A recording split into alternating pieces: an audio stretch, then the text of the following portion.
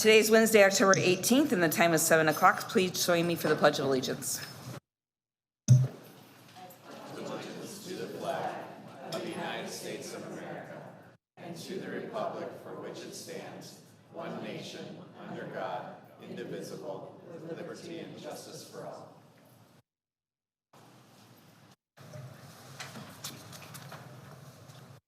Item 104, may I have a motion to approve tonight's agenda? So moved. Second. Moved by Mr. Lemon and seconded by Ms. Ewers. All in favor? Aye. Aye. Item passes unanimously. Item 201, approval modification of minutes from the October 11th governing board meeting. May I have a motion? So moved.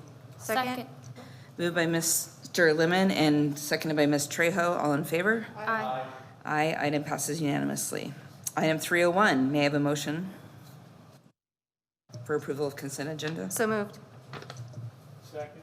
Moved by Ms. Ewers and seconded by Mr. Lemon. All in favor? Aye. Aye. Item passes unanimously. Item 401, Mr. Mangini, you are the substitute to the substitute. Would you please help us with Celebrate Excellence? I am, and what an honor it is to be the substitute to the substitute. Thank you, Madam President, members of the board. Tonight, we are celebrating a school that not only sets the bar high, but sets the standard for K-8 traditional education in Tempe. Their unique kindergarten through 8th grade experience brings comfort, consistency, and trust to their students and their community.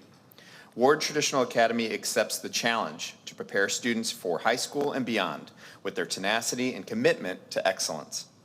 Thank you, Ward Traditional Academy, for your devotion in creating the next generation of young leaders and your never-ending pursuit to teach everyone how to be part of a thriving community.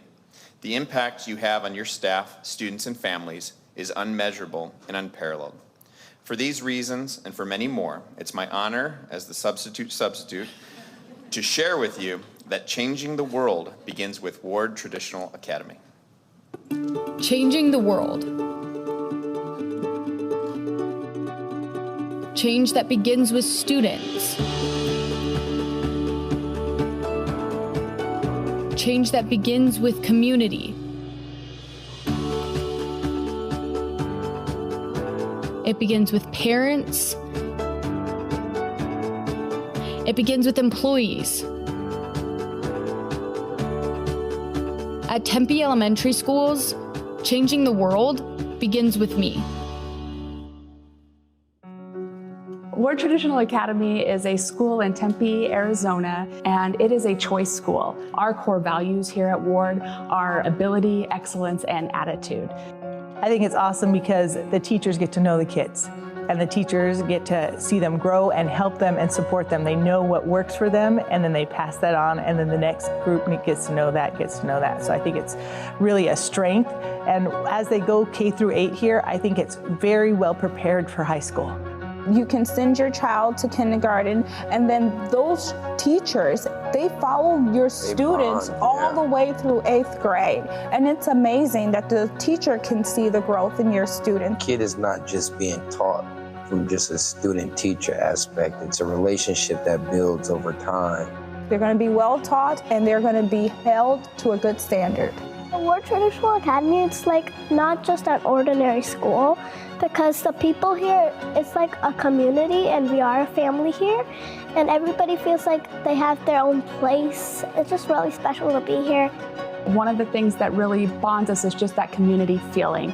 Parents choose us, they want their children here, they're committed to the excellence that we provide, the academic expectations, the social expectations, and just watching the kids grow in their independence all the way through 8th grade. Ward is a K through 8 elementary and middle school, and I really like that because you can really bond with people. The curriculum is challenging, but it's also very interesting for me because I like a little challenge. You know, it keeps me engaged, and teachers help me keep engaged. You know, teaching science is a beautiful thing because it marries reality with the books and the history. That's a big thing I always talk to my students about is we're not robots. Don't just spit out the answer for the sake of spitting out the answer, but how do we apply this in life, right? That's what the hands-on piece does for kids. It allows them to apply their knowledge. What good is knowing things if we can't apply it? I am in PACE, which is bumping you up to the next grade level, if not higher. Ward Traditional Academy has helped me grow by getting bumped up in how to play my instrument, how to do almost every subject. This is the school for you if you want to be boosted up. We continuously challenge them, support them, celebrate them in order for them to feel that success. Then they want to continue on feeling that success and they want growth and achievement for themselves. You want the kids to be involved in what they're learning and feel like they're taking part of it. Life is not a worksheet that you turn into a bin. It is a life where, you're trying and you're gonna fail, and that's okay. It's about what you do after you fail. What you do after is what matters. Are you gonna persevere or are you gonna stop? The kids trust me that even if they get it wrong right now, that they're gonna learn it. I think the communication between a teacher and a student, it should be really, really important. They are very much connected to their teacher. The students here, they are doing so great because of the hardworking teacher, because of the supportive teacher. Those teachers are here to help everyone. One of the things that I like about this school is we choose it every day. When my kids come to Ward, I feel that I can trust the environment. I feel like they're going to receive a very stellar education, but also the whole kid's going to be taken care of. To allow our kids to spend so much time here and to not worry, that's the kind of thing that I could never repay these teachers for. We're teaching everybody as a community how to work together, not just the children, but the parents, the teachers, the faculty. And when we all come together as a team, it creates a positive environment and you can feel it. We do everything we can to make this place a better place for everybody. It feels good to be a warrior.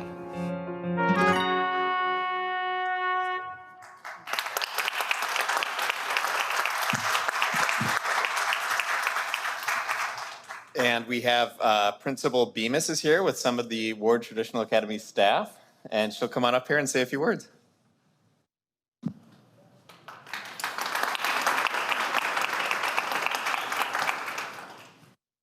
I have to say it makes me tear up a little bit seeing all my students up there. I'm just so proud of them. Thank you, Madam President and Governing Board, for your continued support of Ward and TD3. I also want to thank our students, our staff, and our families. They are the foundation of who we are at Ward. I'm honored to be able to serve the Ward community. Thank you so much.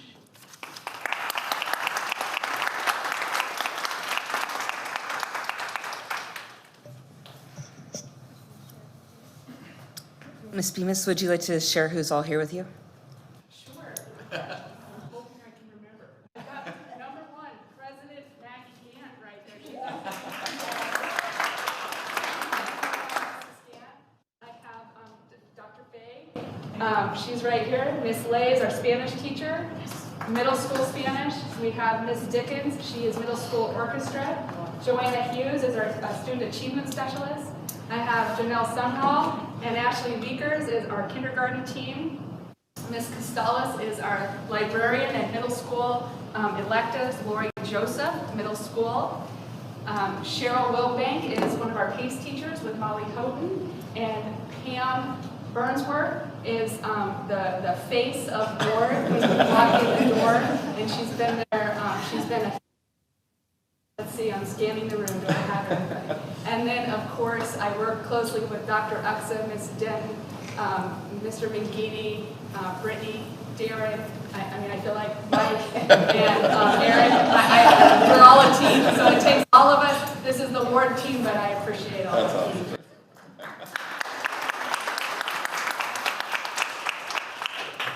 Thank you all for being here to celebrate Ward. All right. Item 501, Mr. Thompson.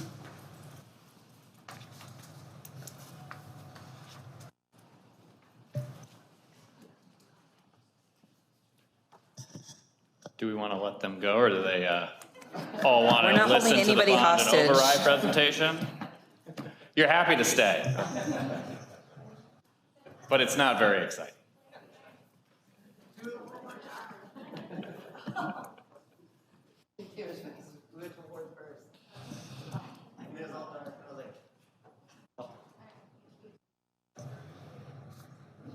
give them a Ms. Franklin will second. be on social media, right?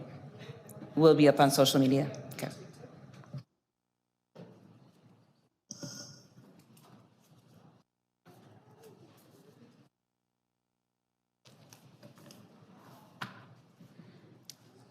All Go ahead, right. Mr. Thompson. All right. President Winger, members of the board, substitute to the substitute. Thanks for having me tonight.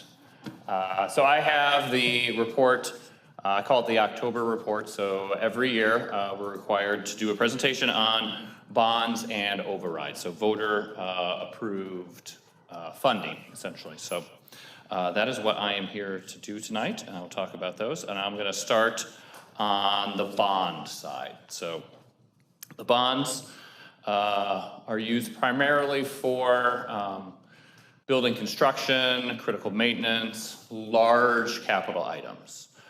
So our bond programs, we had the voters approve 165 million back in 2016. Of that, we've spent about 145 million-ish, so which we'll get to later on. But that one's pretty much spent.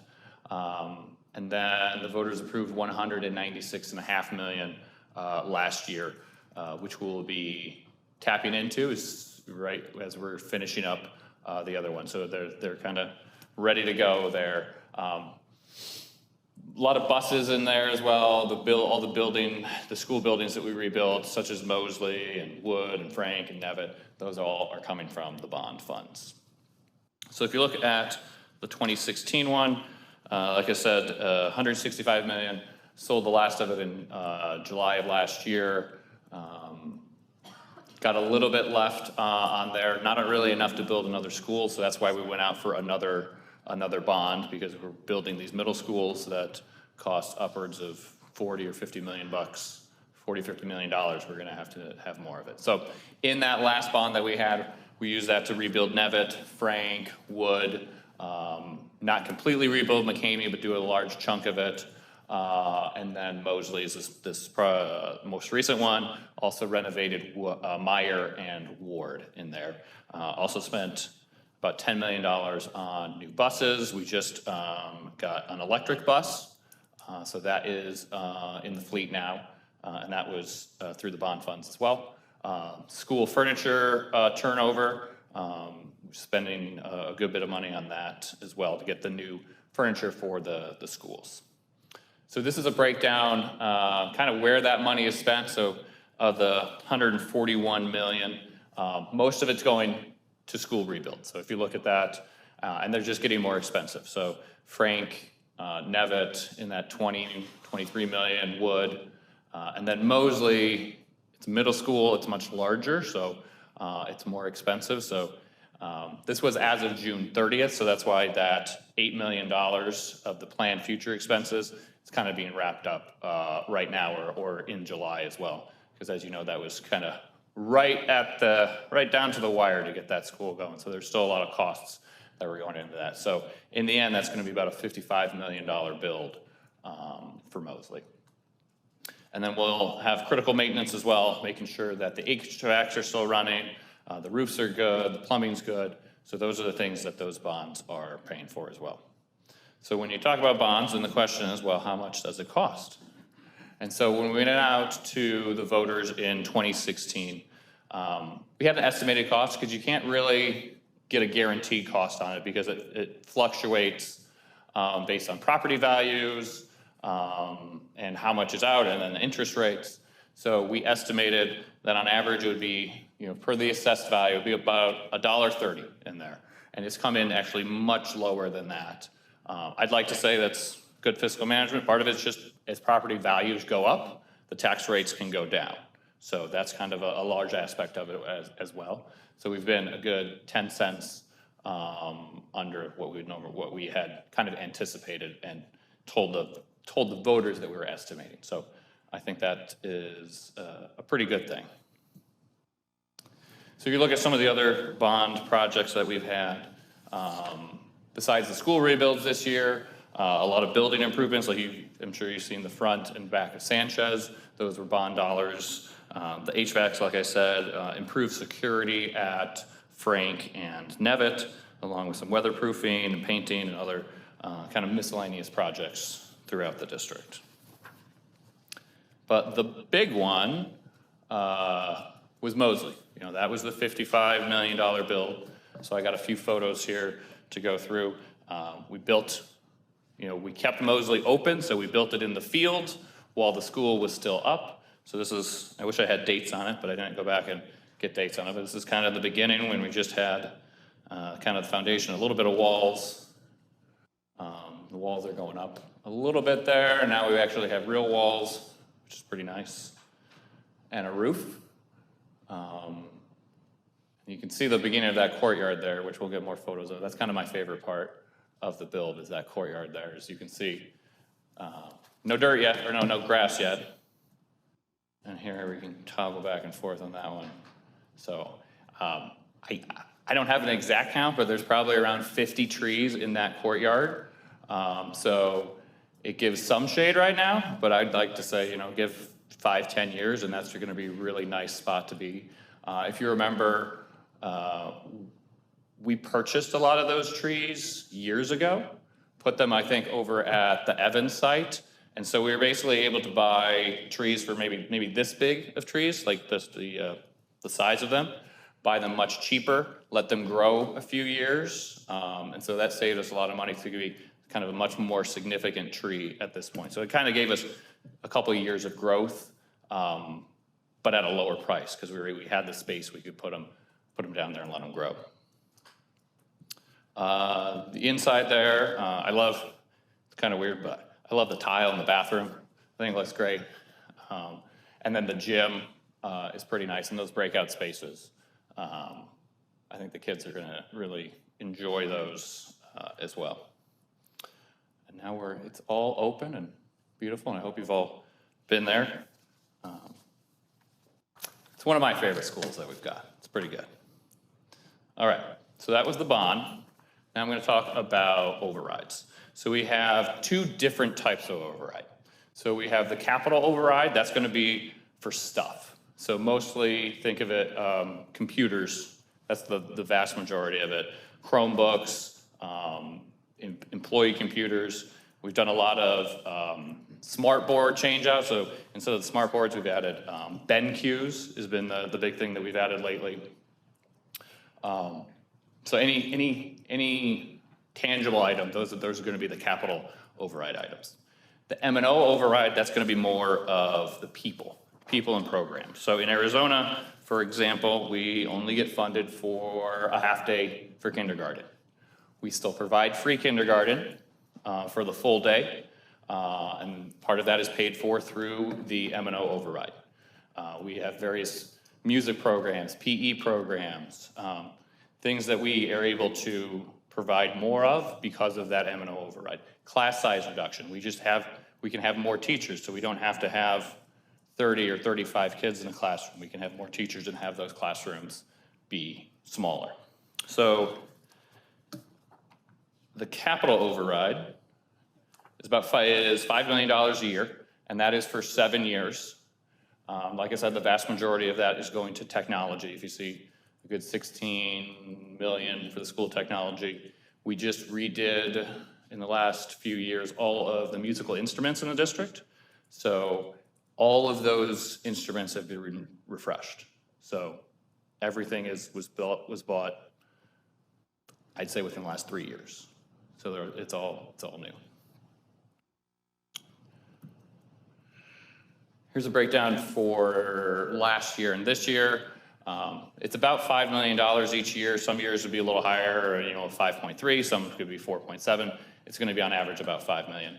And of that, you can see the vast majority, 60% of it, $3 million a year, is to that classroom technology. Mostly Chromebooks, also BenQs and other things like that. Purchase furniture if we need to. It's for smaller capital items. The larger things like the construction and the buses, that would be on the bond side. The M&O override, that's about $10 million a year as opposed to the capital, which is a flat $5 million.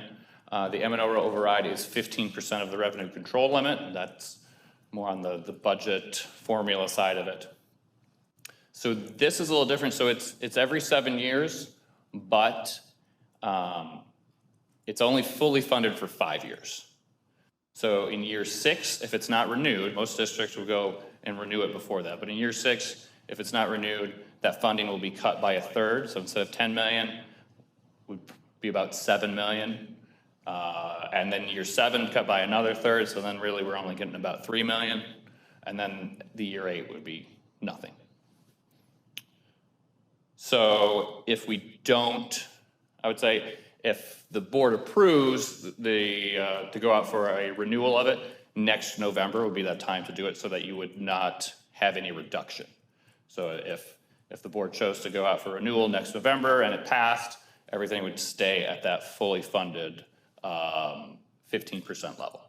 If not, then we would have reductions that following year.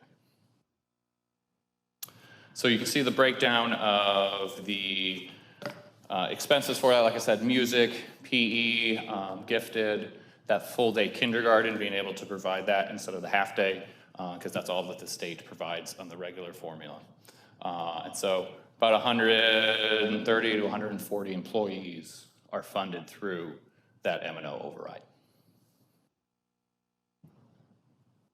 All right, be happy to take any questions, if anybody has any. Ms. Trejo has a question. Thank you, Mr. Thompson. Thank you, Madam President. So just to clarify, that last page you just went over, for example, general music, FTE, I'm assuming means full-time employment? Yes. Okay, so that means basically all of our music teachers are funded from our maintenance and operations and override, correct? I don't know if that is all of them, but a lot of them, yes. Considering the amount of schools we have, I think that mostly lines up, right? Seems like a pretty good estimate. And so that's where the 130 came from. So the 130 staff members, thank you. That's very helpful, I think, for people to know where their maintenance and override money's going, and if we go again, where it would continue to go. So I appreciate that. I think what might be helpful for the bonds for reporting in the future is, because some people may wonder, like, wait, what? Why is Mosley double than what the other schools were? Well, it's when we approved it, and this is like, you know, as many people are aware of COVID, you know, inflation and supply chain issues. I think it'd be helpful maybe to add the years that they were approved so people can see kind of the sequential, you know, order of that and why things are more expensive now in construction than maybe they were 6 years ago. Absolutely. The cost of building those buildings, the cost per square foot has increased so much since those original Frank and Nevitt builds. Now it is so much more expensive, and Mosley's just a much larger school in general as well. So you're going to have, it's going to be already more expensive. But yes, the cost for all those construction materials is much higher. Thank you. That was all. Thank you, Ms. Trejo. Mr. Lemon. Thank you, Madam President. Thank you for the great slides. It really helps. I did have a couple questions. On the renewal of the capital override from the 2019, we talked about kitchen equipment. Is that repaid out of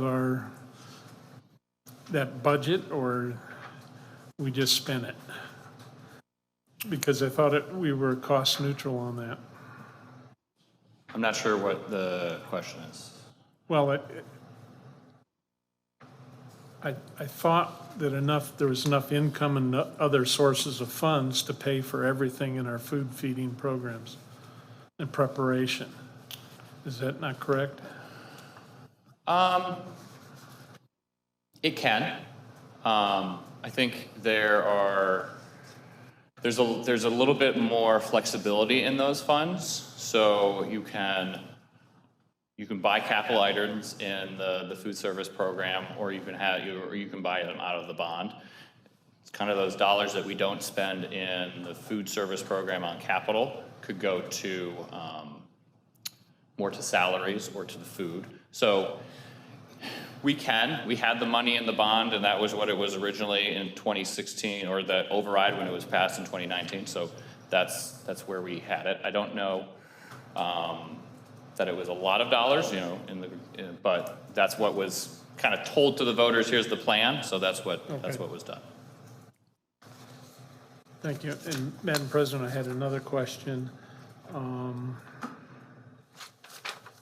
dealing with the M&O override, the gifted education FTEs in 23 were 16.1, and the projection is for 24, there's going to be 25. So that's about 9 or 10 more full-time employees. Are they currently working now, or aren't we in 25? Excuse me, the 24 budget? We are in 24. And that staffing, and Mr. McGinney can correct me if I'm wrong, but that fluctuates based on somewhat on the need. So as you have more students, just like special education, if you have more special education students, you'll be higher, more gifted students, the staffing could go higher. So yes, so those are the current staffing numbers So that's that current. we have. Okay, yes. thank you. Thank you, Madam President. Thank you, Mr. Lemon. Ms. Trejo again? Sorry, thank you, Madam President. Yeah, that was a good question, Mr. Lemon, about gifted. So does that mean we've had more gifted students increase?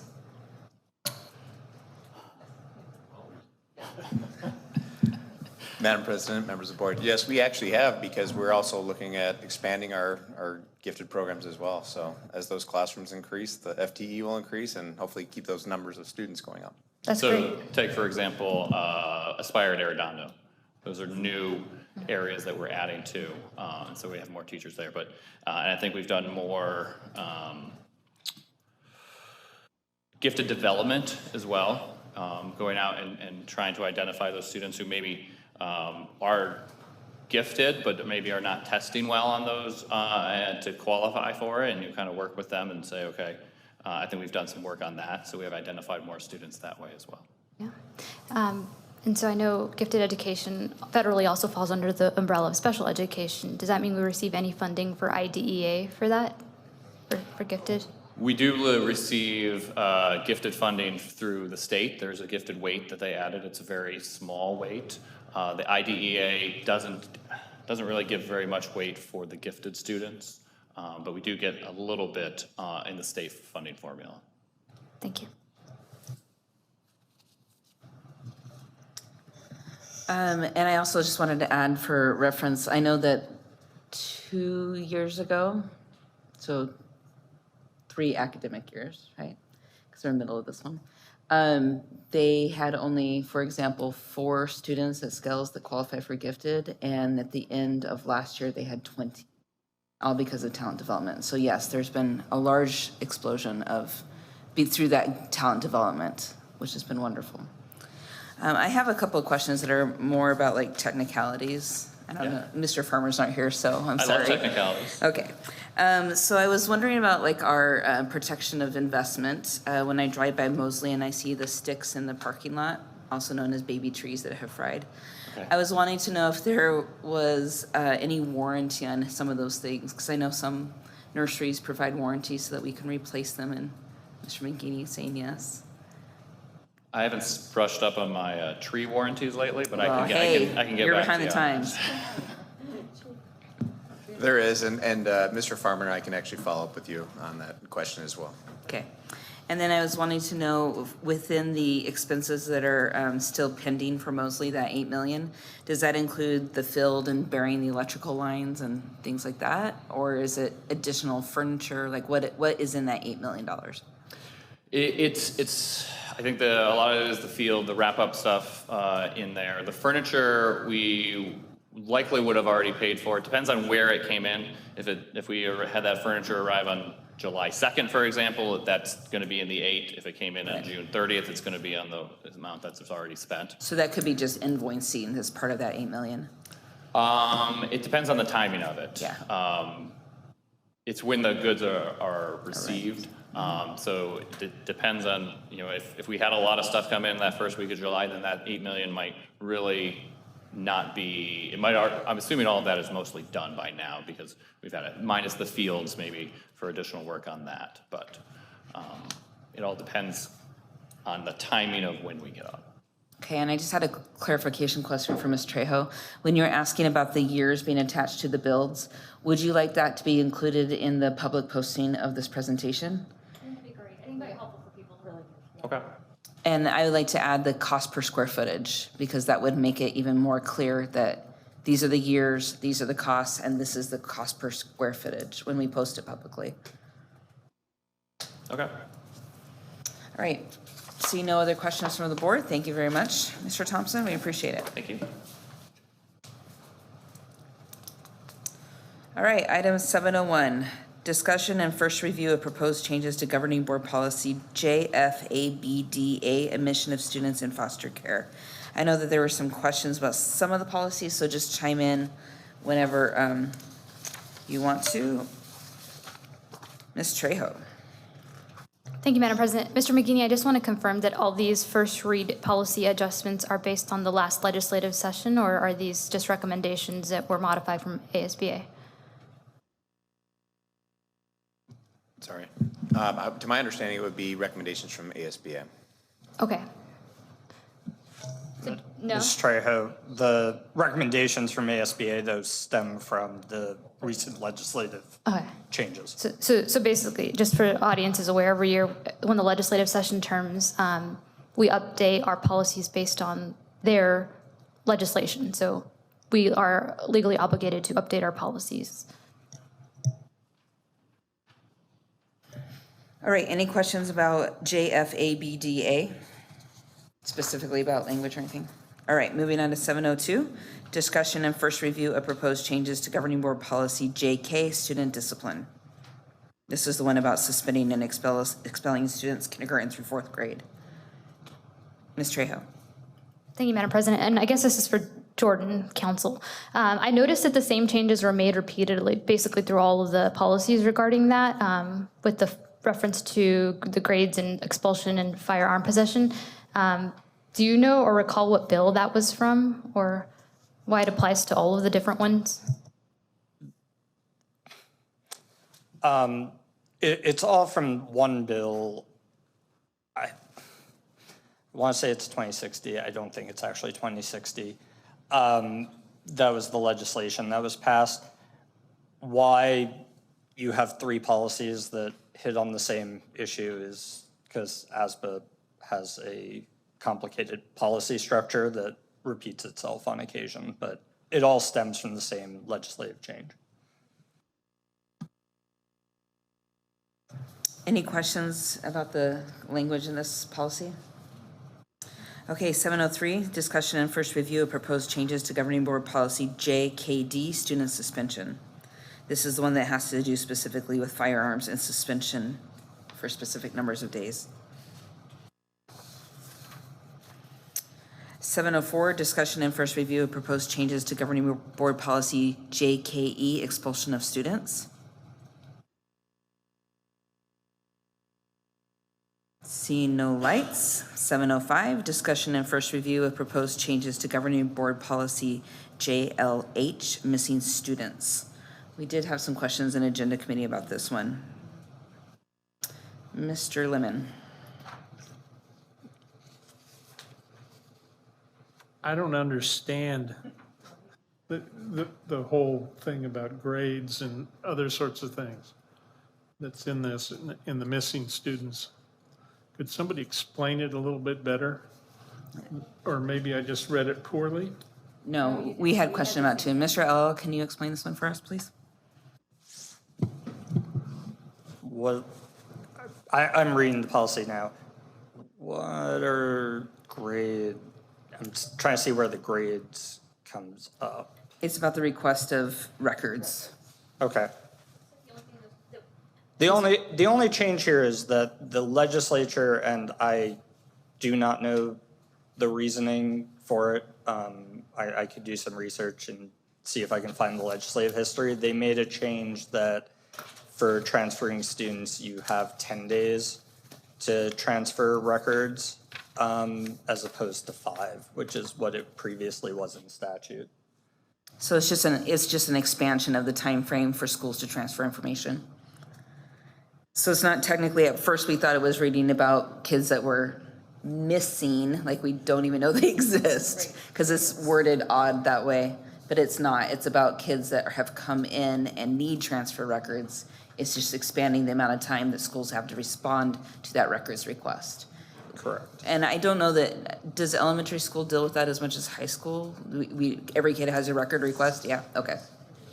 Just different in terms of credit and stuff like that, right? And President Windsor, members of the board, the reason for missing students is if you don't have these records, if a parent enrolls and doesn't provide certain records, like the birth certificate with a certain amount of time, the district is required to report that to local law enforcement in case the child has been kidnapped or something else, so that we monitor that as well. Great explanation for that. Thank you. Now we understand the quotes. Thank you very much. Any other questions or comments about that one? No, thank you very much. Okay, so those are all first reads, so no action will be taken on those. Item 801, board members' points of information.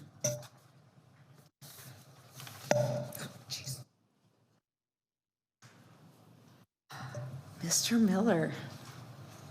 Thank you, Madam President. I just wanted to point out, because I went through my notes, it was House Bill 2460. Yeah, that was what that was based on. So I had that ready at hand. Thank you. Ms. Ewers. I just wanted to say that Mr. Lemon and myself got to enjoy Oktoberfest this last weekend, and it was great because Oktoberfest is an event that is held in order to support our Sister Cities program. And our Sister Cities program now has, what, is it 8, Jim? 8 or countries or 9? Yeah. And so it was a really valuable opportunity for us to pick the brains of a few different countries on what they're doing differently with education, and they were able to ask us some questions too. So I just wanted to thank them all for inviting me to the event, and I think Jim and I represented the district well, and it was a beautiful night, and that's my update. I'm sure someone else will tell you about the county meeting. Mr. Lemon. Thank you, Madam President. Ms. Ewers, I did enjoy the night tremendously. They had an Oktoberfest beer, and that was it was fine. And they had brats and hot dogs and other sorts of things. I didn't get the candy apple. Did you get a candy apple for your son, Ms. Ewers? Oh, okay. Oh well. And then this Sunday, I was invited to the Day Springs Methodist Church, where they had the entire program was based on celebration to teachers and public education. So it's in their members, the interfaith group, and they've been working at the legislature with some of those issues. So thank you. And then what did we do Monday? It was, yeah, the Maricopa County directors meeting, but we also had the regular get-together of all our school districts, and that was at Tempe High School. Thank you, Madam President. That's it. Oh, I want a gift card to Starbucks. You have to be there at the bitter end of the thing to get something. Thank you. And we were all there in force to the bitter end. All right, thank you very much. Item 901, announcements and upcoming events. There will be an agenda committee meeting on Wednesday, October 25th at 11 a.m. The next regularly scheduled governing board meeting will take place on Wednesday, November 1st at 7 p.m. with a study session beginning at 5:30 p.m. here in the Karen Arenado Governing Board Room. Veterans Day, for all of our wonderful veterans, will be observed on Friday, November 10th. All schools and district offices will be closed. The Thanksgiving holiday will be Wednesday, November 22nd through Friday, November 24th. All schools and district offices will be closed. The ASBA 66th Annual Conference will be December 6th through 8th at the JW Marriott Desert Ridge Resort. The State of the City address will be Friday, December 8th at 7 a.m. to 10 a.m. at the Omni Hotel at ASU. And the Tempe Elementary Love Your Heart 5K, sponsored by TEEA, will be held Saturday, February 17th. And I saw that the shirt has a black background this time, so not to be confused with last year's maroon. Thank you for that. My husband participated last year, and I like to see different colors on him. So, Item 1001, may I have a motion to adjourn tonight's meeting? Madam President, I make a motion to adjourn the meeting. A second? Second. Moved by Mr. Miller and seconded by Ms. Trejo. All in favor? We are adjourned.